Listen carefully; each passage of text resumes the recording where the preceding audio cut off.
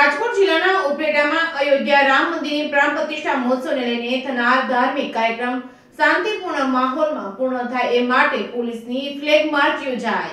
ઉપલેટામાં રામ મંદિરની પ્રાણ પ્રતિષ્ઠા મહોત્સવને લઈને યોજનાર ધાર્મિક કાર્યક્રમોને લઈને મહત્વના વિસ્તારોમાં પોલીસનો અત્યારથી જ બંદોબસ્ત જોવા મળી રહ્યો છે। કાયદો અને વ્યવસ્થા જળવાઈ રહે તે માટે પોલીસની ફ્લેગ માર્ચ શહેર પોલીસ મથકના પોલીસ પીઆઈ કે જાડેજા તેમજ એલસીબીના પીઆઈ વીવી ઓડેદરા તેમજ તેમની ટીમ દ્વારા પોલીસ સ્ટેશનથી નીકળી બસ સ્ટેશન ચોક, રાજમાર્ગો પર બાપુના બાવલા ચોક તેમજ ગાંધી ચોક, સોની બજાર તેમજ નાગનાથ ગેટ સહિત વિવિધ વિસ્તારોમાં ફરી હતી અને નિરીક્ષણ કરવામાં આવ્યું હતું। સાથે રામ મંદિર સહિત અન્ય સ્થળો પર થનાર ધાર્મિક કાર્યક્રમો શાંતિપૂર્ણ માહોલમાં સંપન્ન થાય તે માટે વહીવટી તંત્ર દ્વારા તમામ તૈયારીઓ પૂરી કરી દેવામાં આવી છે। ત્યારે ઉપલેટા પોલીસ દ્વારા શહેરના તમામ વિસ્તારોમાં ફ્લેગ માર્ચ યોજી પૂરો બંદોબસ્ત ગોઠવી દેવામાં આવ્યો છે।